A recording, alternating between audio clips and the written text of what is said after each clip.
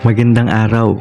Sinubaybayan nga po natin ang kwento ng isang 80 anyos na lolo na dating inmate sa Iwahig Prison and Penal Farm na kung saan maraming puso ang naantig sa kanyang malapelikulang kwento. Umani nga ito ng iba't ibang reaksyon at komento sa ating Tonical social media platform gaya ng Facebook page, YouTube channel, at umani ito ng mahigit 1 milyong views sa TikTok, 350,000 views naman sa ating Facebook page, at mahigit 25,000 organic reactions galing sa mga netizens. Taong 1991 pa nung huli siyang makatanggap ng liham sa kanyang anak, at ang masakit pa dito ay ang kanyang kinakasama ay may kinakasama ng iba. Ngayon ay tunghaya nating muli ang kanyang kwento, at ang tanging hiling niya lang bago man lang daw siya pumanaw sa mundo ay makita at mayakap niyang muli ang kanyang mga anak. Ito ang pagpapatuloy ng kwento ni Tatay Alberto Torribillas. Magandang araw sa inyo. Ngayon nandito na naman kami sa bahay ni Tatay Alberto Torribillas upang kumustahin yung kanyang kalagayan po. At kasama ko po ulit si Kuya RC. At shoutout nga po pala sa nagbigay at tumugon sa video na ginawa namin para kay Tatay, at nag-sponsor si Madam Jean Jewelry. At nandito rin po kami para ipaabot po yun kay Tatay. At tara po, interviewin po natin. Nandito po si Tatay ngayon. Ayan. Ay, pa-bless muna tayo. Ay. No po. Ano mo lang doon. At ayun tayo, naparito na naman kami ni Kuya RC po. Para kumustahin po yung lagay nyo. Di ba tayo nakaraan sabi nyo medyo masama yung pakiramdam mo? Kahit na hanggang ngayon, meron pa rin akong hindi mawalan ako ng lagnat, trangkaso. Lagnat? Oo. Buti nga, minum na ako ng Mainit gamot nga si Tatay, mainit. Buti nga, nakainom na ako ng gamot ngayon lang. Bumili ko kay Bibi at tsokolate. Pero tayo may sipon kayo? Wala, hindi masyado. Baka may ano kayo tayo, yung plema? Yan, maaari, ganun. Plema.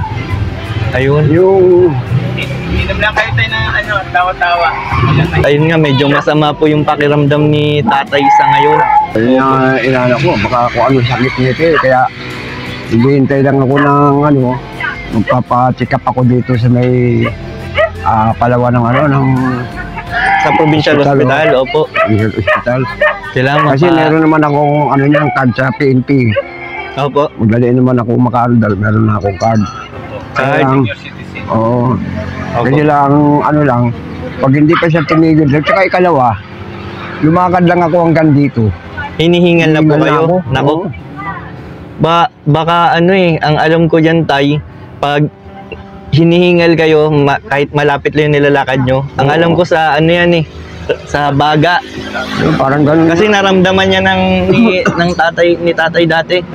Wala naman lahi namin may TV. Wala lahi. Wala naman kami may TV sa amin. Magkakapatid. Opo. Tapos nilalagnat kayo, Tay, no? O ito naman lagnat din to, mamayang mga bandang 6:30, 5:30, yan na. Umpisa na, Tay. Matake na naman yan. Kaya ginagawa ko, minom na ako ng gamot, nakakumot na ako niyan. Pero Tay, dinadat na niyo ako, nakakumot ako. Opo. Pero Tay, malakas kayo uminom ng tubig? Oo, uminom ako tubig eh. Kaya nga minsan, ininom ako yung mineral water ko dyan. Inubos ko yan. Opo. Ang problema, ganun pa rin. Ayun nga, medyo inuubo-ubo nga si Tatay. Baka tingin ko sa may plema siya sa katawan dahil sa lamig. Meron may binili akong gamot na mahusay eh. Ininom ko na hindi ako inubo. Ang problema, nawala nahinto ako naman yung gamot. Nahinto ako. Bumalik na naman, ito na naman. Pag naglalakad ako mga hanggang doon layo kay pot-pot na yan. Pero Tay, hindi rin kayo, parang giniginaw yung hindi naman. Lagnat lang. Lang, yung halimbawa mga gabi na, mabuti nga ngayon, hindi na malakas ang hangin eh. Opo. Kaya nag-umpisa yung sakit ko, yung malakas ang hangin. Malakas ang hangin. Baka dahil sa araw, ulan. Baka tayo yung dahilan ng sakit nyo, baka dahil sa pagpapalit-palit ng sabi klima. Sabi ni Sir Toto, kasi daw ang hangin ngayon dito pupunta galing Meron virus na kasama. May mga nagpapatanong po kasi pinost po natin yung kwento nyo sa 3 social media platform, yung YouTube, Facebook, tsaka sa TikTok. Bali, tay, magandang balita po kasi nagtitrending po yung kwento nyo. Sa nasa 800,000 na po yung nakapanood. Sa TikTok, dami na ho, 800,000. Sa Facebook, nasa 300,000 na mahigit. Tapos sa YouTube, doon medyo okay naman po, nasa 30,000 na po yung na-reach. Kaya maraming nagtatanong, tay. Meron nga po dito na nag-chat kung may kakilala kayo Rene na Torribillas.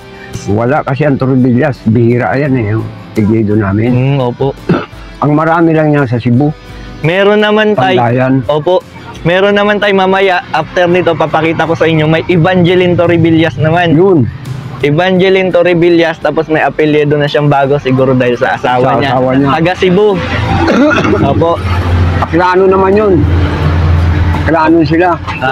Siguro po yung napangasawa niya, taga Cebu. Baka. Siya napaan sa Cebu.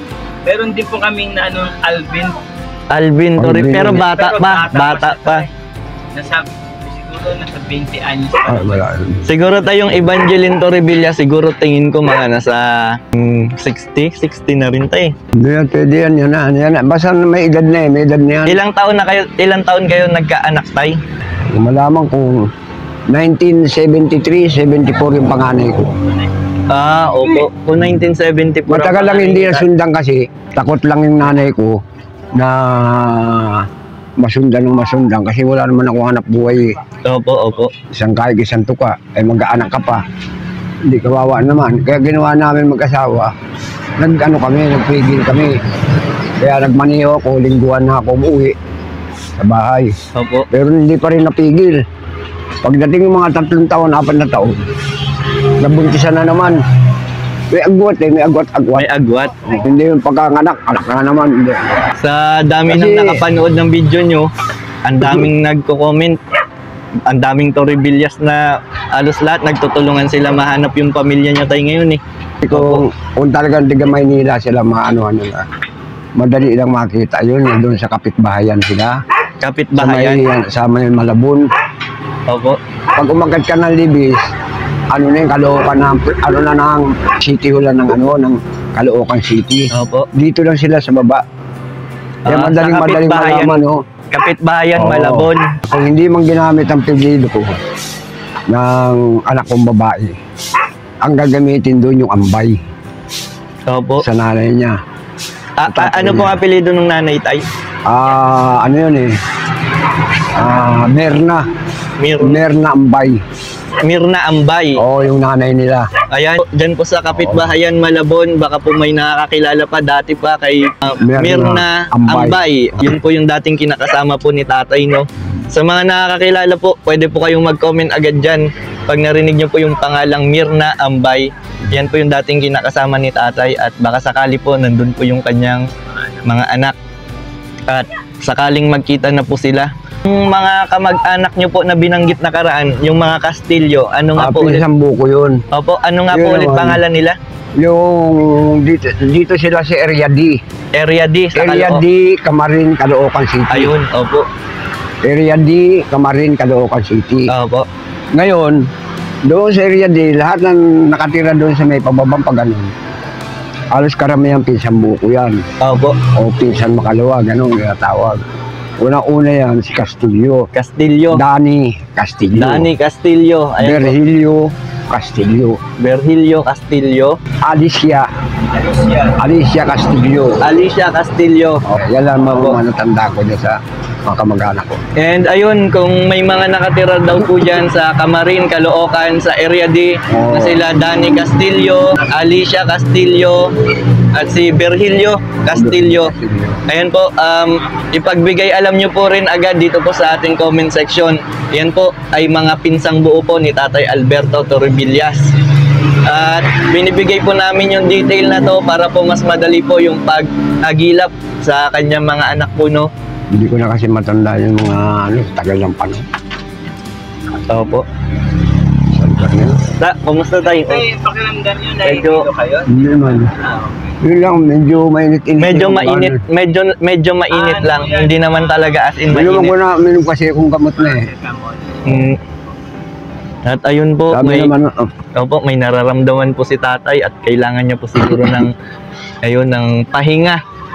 Kasi ayun, kung makikita niyo po si tatay, kahit sa edad niya po na yan, ang hanap buhay niya po is vulcanizing. Alam naman po natin kung gaano minsan kabigat yung pagbo-vulcanize ng mga gulong, no? sa ngayon, hindi na muna ako nakakabulkit. Meron ng mga siguro, mga 2 linggo na pa. Minsan, sinusubukan ko kung kaya ko pa. Pag nakaramdam na ako ng hilo, ako, dalhin nyo na doon yan, hindi ko na kaya. Pag may nagpapayo sa inyo, tay, kahit madaling araw, may kumakatawa. Oo, Tumatawag. 1:00, 2:00, minsan, 4:00, basta lang ano. Oo, madaling araw. Madaling araw. Minsan, 11:00, hindi walang oras. Imbis na oras na ng Kaya kung pahinga kaya na ko, tayo, no? kung kaya ko, ginagawa ko. Pag hindi ko kaya, iwan nyo na lang muna dyan, pahinga na muna kayo, bukas na lang maaga natin gawin yan. Opo. Kaya pag medyo umuulan, pasok na ako kagad, hindi ko nagpapaambon-ambon. No? Kasi unang-una na, mula pa akong batang maliit, yung pulmong ko, mahina talagang pulmong ko. Huwag lang mabasa ng konting ulan, inuubo na ako. Opo. Pag mahina ba tayong pulmon, di ba yung pawisin? Oo. Ganun ba yun, tay? O hindi naman? Hindi naman siguro. Kasi hindi naman ko masyadong pawisin eh. Uminom po ba kayo ng kalamansi? Or mga vitamins? Ay, wala man pambili, wala nga eh. Vitamin. Sige po, sa pagbalik Vitamins namin, yan. baka meron po kami. Kung maaari, Opo. kung maaari yung vitamins na kung mga kapagdala po kayo, Anong vitamins yung tayo? ano ba, yung medyo pampalakas ng konti kumain. Ascorbic acid. Kasi Vitamin C. wala eh, hindi. Pag kakain ako, 2 subo, wala na. Wala nang gana tayo, no? Hindi ko na sa pusa, hindi ko na sa aso. Walang gana si tatay kumain. Pero minsan naman, may tiyempo naman na, Pero tayo, kailangan kumain ka na kumain. Opo, para lumakas kayo, tay. kasi pag hindi ka kumain, talagang alam mo na. Opo. Napansin ko na medyo nangayayat. Nangayayat Malaki, kayo, tay. malaking pinayat ko. Wala itong sakit na ito. Bali tayo, pagbalik namin ni Kuya RC, magdadala na lang po kami ng vitamins. Ascorbic acid. Maraming salamat sa inyo ha. Opo, Para sa tay. inyo, konting gamot na dadala na. Gamot din tayo, yung mga yung mga pang body pain, pantanggal ng ganun, mga paracetamol, tsaka ibuprofen ko, di ba? Yung huling punta nyo rito, yun sana mabanggitin ko. Naku, Okay. pwede baka naman matulungan nyo ko. Ibili nyo lang ko ng gamot kasi wala akong pambili ng gamot. Yung huling punta nyo rito, yun sana mabanggitin ko. Naku, Okay. pwede baka naman matulungan nyo ko. Ibili nyo lang ko ng gamot kasi wala akong pambili ng gamot. Hindi ko rin para ba nadala ako ng hiya. Abangan nyo po sa susunod na episode ang sorpresa namin para kay Lolo Alberto. At huwag kalimutang mag-subscribe at i-like and share na rin ang Tonical YouTube channel. Maraming salamat po.